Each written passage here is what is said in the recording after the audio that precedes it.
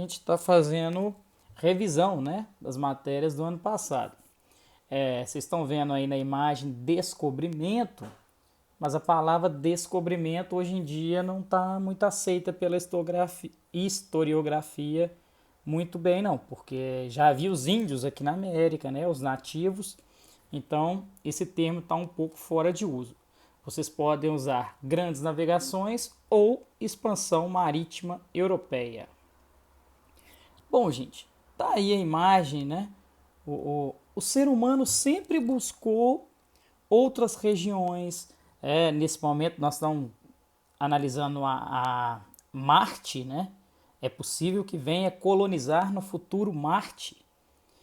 E então a conquista do espaço, a conquista da Lua, como nós vamos ver aí, os Estados Unidos, o primeiro país a chegar à Lua na época da Guerra Fria, 1969. Não me venha com essas teorias conspiratórias bizarras de que o homem não chegou à Lua, que aquilo foi uma invenção. O homem chegou sim à Lua em 1969. Há vestígios na Lua da passagem do homem por lá. O homem deixou. Então é verdade, o homem foi à Lua, assim como já chegou a Marte, o robozinho, né?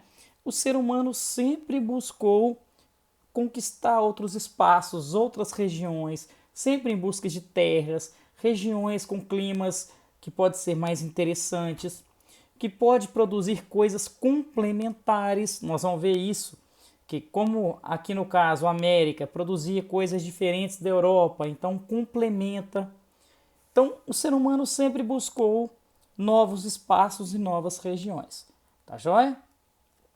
Mas aí, no século XVI, nós temos a expansão marítima europeia. O que significa isso? É quando as principais potências europeias do período, que são Portugal, Espanha, posteriormente a Inglaterra, a França e a Holanda, vão se lançar aos mares em busca de uma série de coisas. Primeira delas, ouro e prata preciosa. Esse foi o principal motivo das grandes navegações da expansão marítima europeia. Primeiro de tudo era encontrar ouro. Lembra aí dos filmes, dos jogos de videogame, dos desenhos. Sempre lá o cara, terra à vista, aí chega, faz um X e começa a cavar procurando ouro. Quer dizer, o principal motivo sempre foi o ouro. O que o rei quer? O rei queria ouro e prata preciosa, queria riqueza. Lembra daquele desenho do Tio Patinhas? Eu não sei se vocês já assistiram. Tio Patinhas quer o tempo todo moeda de ouro lá com ele. O rei quer isso. Burguesia queria comércio. Opa, vou vender produtos da América para a Europa, da Europa para a África. Vai ampliar o comércio. Nobre sempre quer terra, quer encontrar novas terras. E por fim, a Igreja Católica. Vamos lembrar das últimas aulas, a Reforma Protestante, depois a Contra-Reforma. A Igreja Católica deixou de ser única na Europa, surgiram várias religiões, surgiu o calvinismo, surgiu o anglicanismo, surgiu o puritanismo. A Igreja Católica estava perdendo fiéis, então era preciso buscar fiéis em outras regiões, em outros continentes, em outras terras. Ok? Tanto que foram criados os jesuítas, nós vimos na última aula, jesuítas, que era ensinar o catolicismo, catequizar outros povos. Ah, gente, agora que é legal, história. Para você entender história, você não pode olhar com os olhos de hoje. Você tem que entender a mentalidade da época.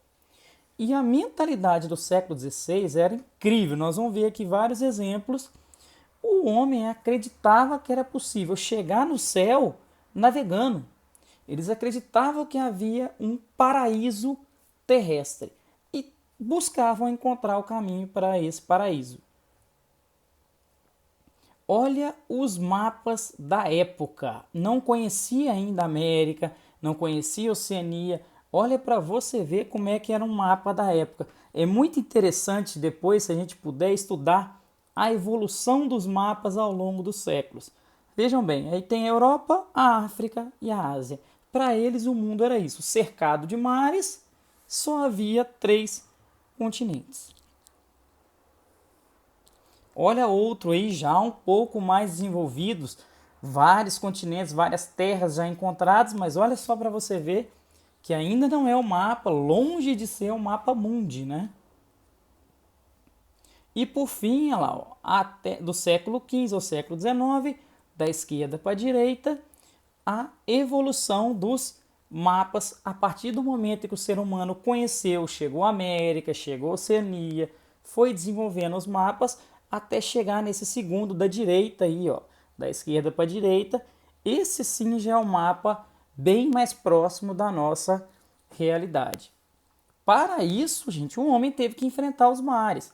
Igual hoje tem maluco que diz que a Terra é plana, mas o homem do século XVI acreditava que a Terra é plana. O homem do século XVI acreditar é absolutamente normal. Foi preciso um homem no século XVI dar a volta ao mundo, nós vamos ver daqui a pouco, com Fernão de Magalhães. O cara deu a volta ao mundo navegando para provar que ela é redonda. Então hoje para nós isso é banal. Para o homem do século XVI, não. O que é feio é um cara hoje, no século XXI, dizer que a Terra é plana. Por exemplo, o ministro das Relações Exteriores do Brasil, Ernesto Araújo, ministro do governo Jair Bolsonaro. Tá aí o imaginário deles com relação aos mares. Ó. Se eles achavam que tinha só 3 continentes, Europa, África e Ásia, eles achavam que a Terra é plana, então você poderia cair num abismo, num buraco sem fim. Eles acreditavam que a água podia ferver em determinada região do Equador. O mar era habitado por um monte de monstros gigantes, como vocês podem ver na imagem. Tinha serpentes marinhas, monstros enormes mesmo que poderiam engolir as embarcações. Crença em sereias, eles acreditavam também em sereias. Então, assim, o imaginário que tinha dos mares é muito incrível, muito mágico, muito místico naquela época. Tá aí, ó, outra imagem para vocês de outros monstros gigantes que poderiam devorar as caravelas, as embarcações e tudo mais. Então, o medo do mar, o medo do oceano era muito grande. E nesse sentido, eu particularmente tenho que parabenizar a coragem, o espírito aventureiro dos portugueses, dos espanhóis, depois da Inglaterra, da Holanda, para enfrentar esses mares em busca de ouro e prata, em busca de novas terras, porque não é qualquer um que teria coragem de enfrentar os mares.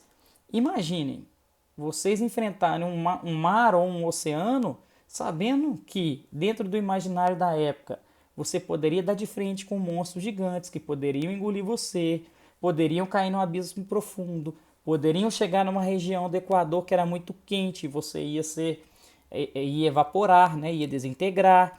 Então, assim, realmente foram muito corajosos para enfrentar os mares naquela época. Olha o imaginário deles com relação aos povos de outras regiões. Antes deles encontrarem o Brasil, encontrarem a América, eles já imaginavam haver terras. Não tinham certeza ainda. Mas olha só como que eles imaginavam de encontrar outros povos. Ó. O cara aí com o pé gigante, o outro com a cara meio que no peito, né? Esses povos poderiam ser canibais. Então, assim, um imaginário muito estranho do que eles poderiam encontrar. Quais são, então, também os perigos reais, não só os perigos imaginários? Ventos desfavoráveis, doenças desconhecidas, pessoal. Vocês vão estudar isso ainda em ciência, que há as doenças endêmicas. O que são as doenças endêmicas? São naturais de algumas regiões. Por exemplo, quem for viajar para a África, ele tem que se cuidar porque a malária é uma doença muito forte lá na África. Se ela está localizada numa área, a gente chama de endêmica. Então, se os portugueses, os espanhóis vão encontrar novas terras, nessas novas terras podem ter doenças endêmicas. Vai acontecer aqui na América justamente o contrário, né? Os espanhóis, os portugueses trouxeram várias doenças da Europa e vão matar vários índios por causa disso, ok? Fome podia passar nas viagens que poderiam ser mais duradouras ou aonde eles fossem descer, como é que eles iam arrumar comida. Então esses são os perigos reais, além dos imaginários que a gente viu. Tá aí.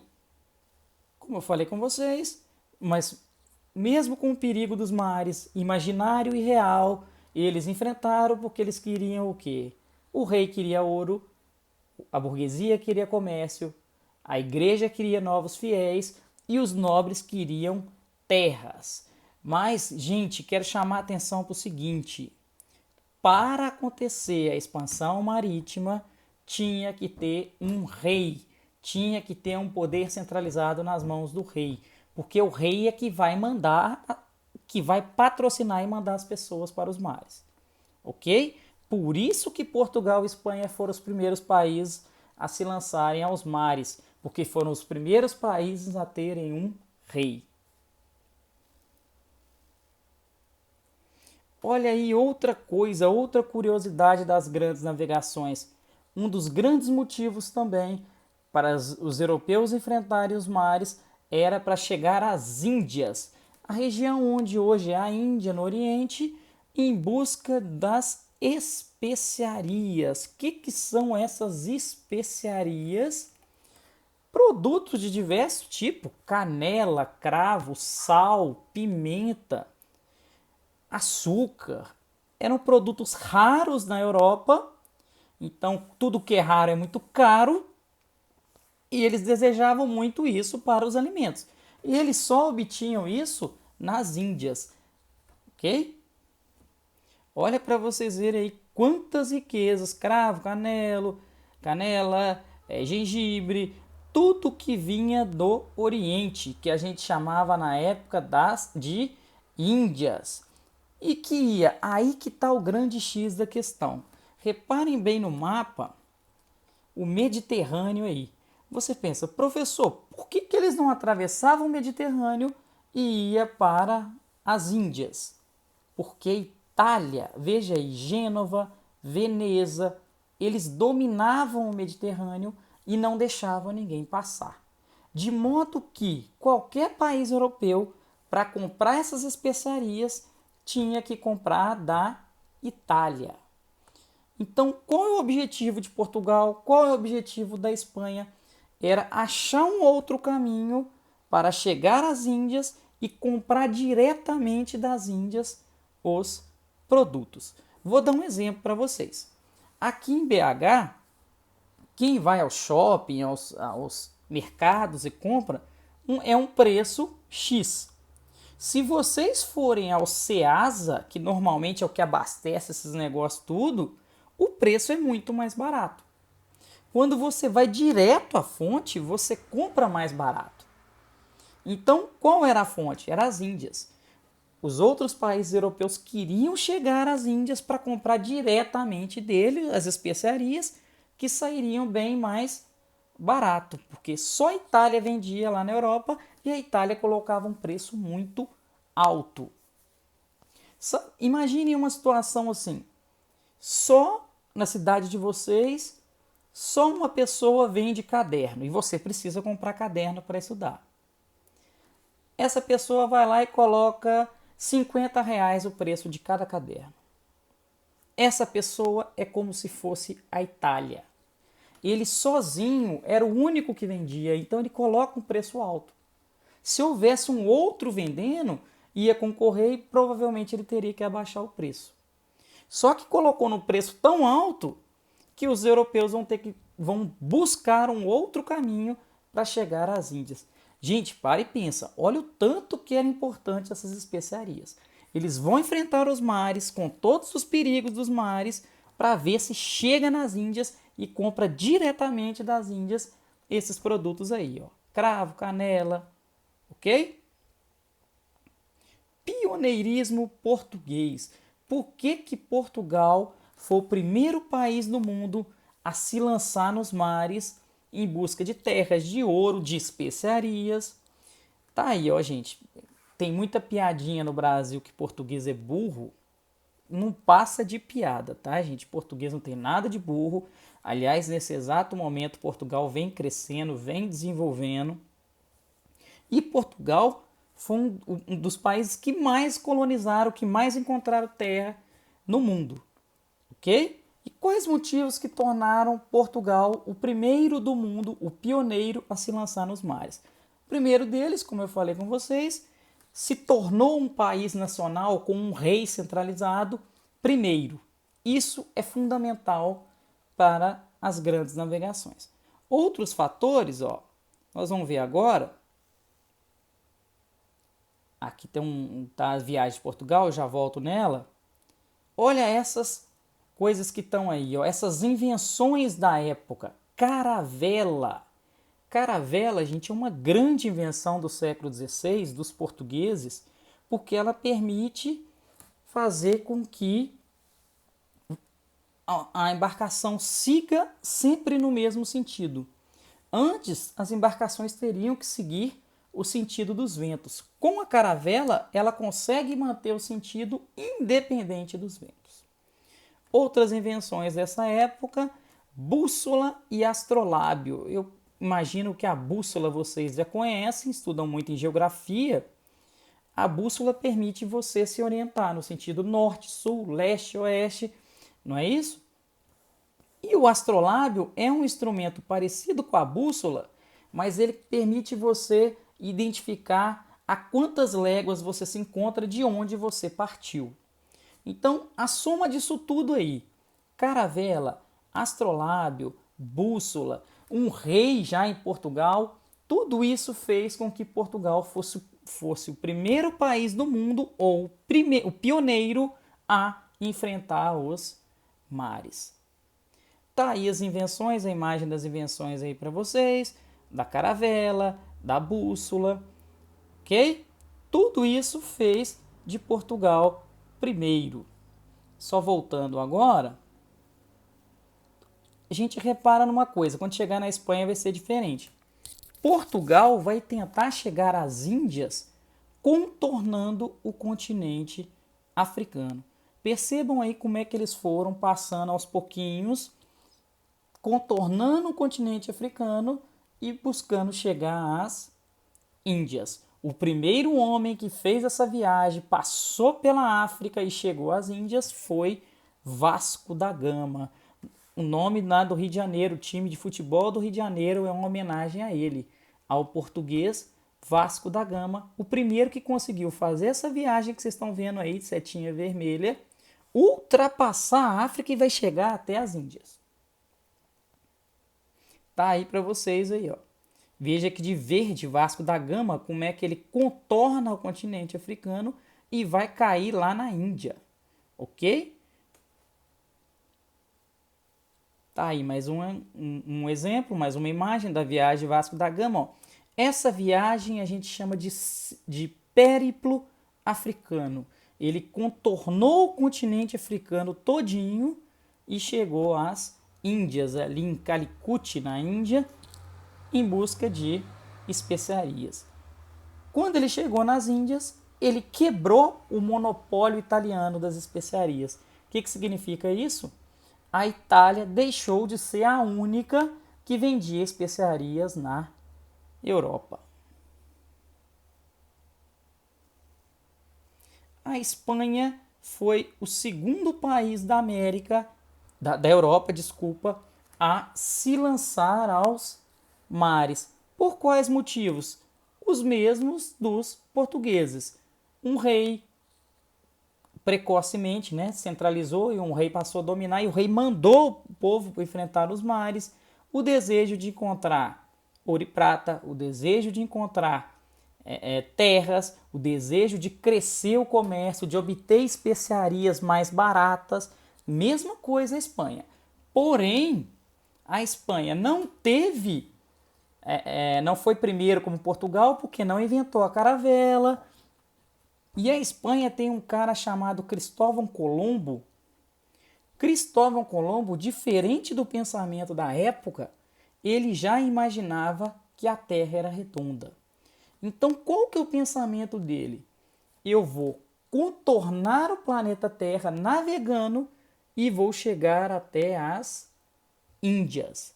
Detalhe, viu, gente? Cristóvão Colombo era genovês, que é italiano. A Itália nem deu bola para ele. A Espanha que vai patrociná-lo, a Espanha vai mandar Cristóvão Colombo para os mares. E o Cristóvão Colombo tinha esse pensamento. Ao contrário de Portugal, que contornou o continente africano para chegar às Índias, Cristóvão Colombo pretendia dar a volta ao mundo mesmo navegando e chegar às Índias. Só que tem uma coisa, gente. Quando Cristóvão Colombo chegou, ele chegou à América e achou que havia chegado às Índias. Depois, por isso que ele nos chamou de índio. Por isso que a gente olha para a América, são os índios. Por que desse nome índio? Porque Cristóvão Colombo, quando chegou à América, imaginou que havia chegado às Índias. Depois, quando chegou a comunicação lá na Espanha, um espanhol chamado Américo Vespúcio falou: não, Cristóvão Colombo, acorda, você está em outro continente, uma outra terra. E aí veio o nome América em homenagem a Américo Vespúcio. E aí teve um outro espanhol, depois de Cristóvão Colombo, chamado Fernão de Magalhães. Reparem aí a viagem dele, ó. Percebam que ele passa por baixo aqui na América do Sul. Vocês vão estudar, inclusive, em geografia, que essa região chama Estreito de Magalhães, em homenagem a Fernão de Magalhães. Ele contorna, vai pelo oeste e vai chegar até as Índias. O que significa isso? Fernão de Magalhães deu a volta ao mundo navegando. Foi ele que provou, navegando, que a Terra é redonda. Ok?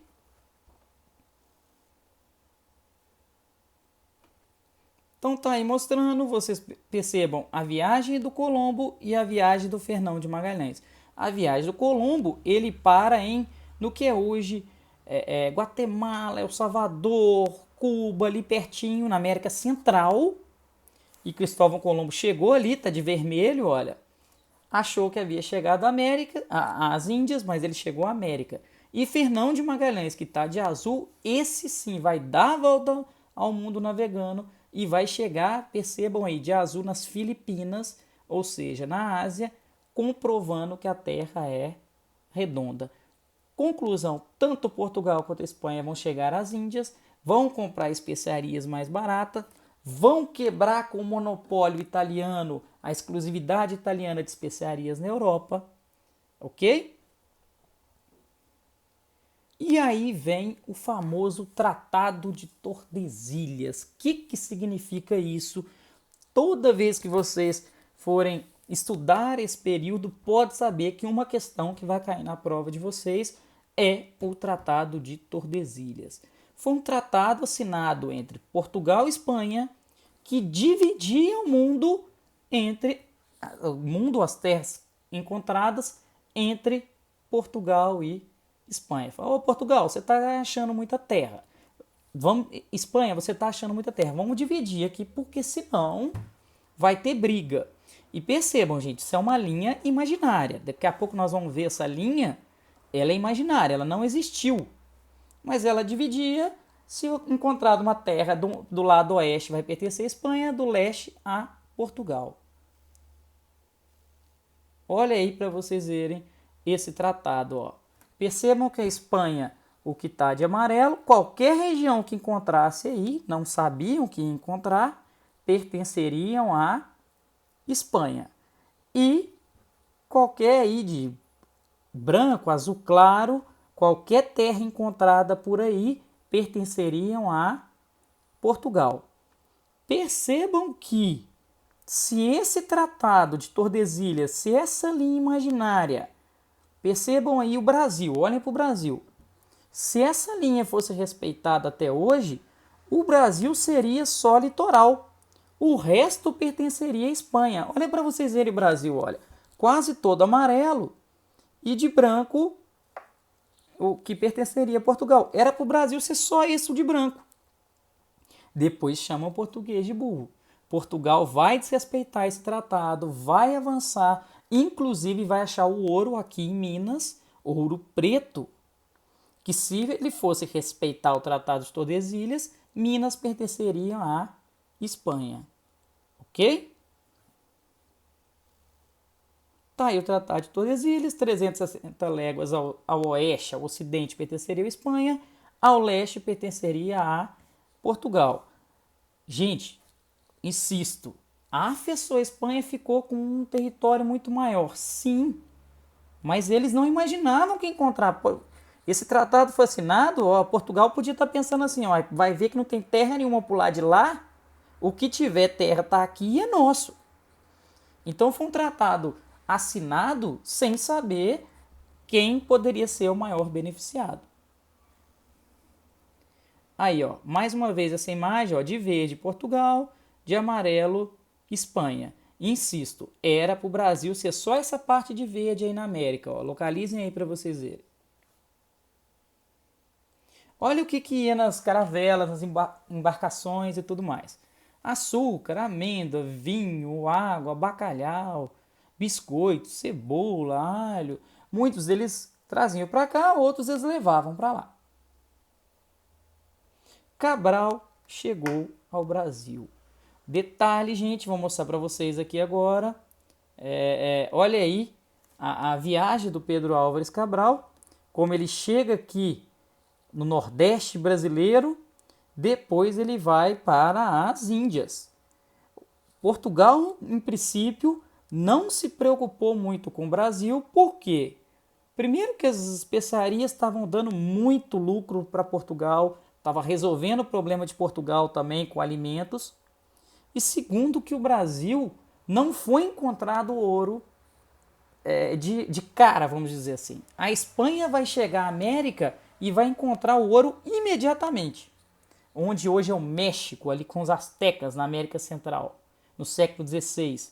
Portugal só vai encontrar o ouro 200 anos depois, no século XVIII, aqui em Minas, em Ouro Preto. Então, como nessa época Portugal não encontrou ouro, que era o que ele mais queria, vamos lá para as Índias, vamos comprar especiarias, não preocupam muito com esse Brasil, em princípio, não. Mas em todo caso aí, ó, Porto Seguro, primeira região, né, onde chegou Pedro Álvares Cabral, se alguém tiver a oportunidade de ir lá e conferir essa região aí, primeiro ponto onde Portugal chegou no Brasil. Inclusive o nome Porto Seguro vem disso. Pedro Álvares Cabral chegou num porto seguro. Nessas viagens que eram, né, não tinha segurança quase que alguma, ele chega numa região que ele fala, agora estou em um porto seguro. Tá aí, Porto Seguro para vocês. Ingleses, franceses e holandeses também vão colonizar a América. Só que eles foram depois de Portugal e Espanha. Por quê? Porque Portugal e Espanha tiveram um rei antes dos ingleses, dos franceses e dos holandeses. Os ingleses vão dominar o que é hoje os Estados Unidos. Detalhe, gente, o Tratado de Tordesilhas era para o que hoje é os Estados Unidos pertencer à Espanha. Só que os ingleses vão invadir aquela região e vão tomar na porrada. Vão expulsar os espanhóis e vão falar que quem vai dominar somos nós. Os franceses vão dominar o que é hoje o Haiti, o que é hoje a Guiana Francesa. E é interessante a gente pensar o seguinte, tem muita gente que pensa assim, se nós fôssemos dominados pelos franceses, olha o preconceito com Portugal, nós somos dominados pelos portugueses, que é burro, se nós fôssemos dominados pelos franceses. A França dominou o que é hoje o Haiti e a Guiana Francesa, os dois países mais pobres da América. Então, talvez fosse pior ainda se nós fôssemos dominados naquela época pelos franceses.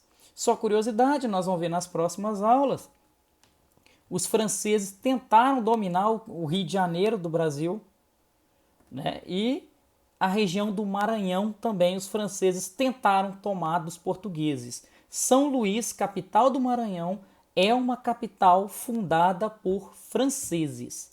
Então os franceses tentaram expulsar os portugueses e dominar o Brasil, mas não conseguiram. Já a Holanda também, não sei se vocês sabem, quem acompanha aí futebol, vários jogadores holandeses são negros que vêm do Suriname. O que é o Suriname? É uma ilha ali perto da América Central que os holandeses dominaram nessa época e dominam até hoje. Até hoje o Suriname é uma colônia holandesa. Também muito pobre. Se você pensar assim, se nós fôssemos dominados pelos holandeses, é uma região muito pobre.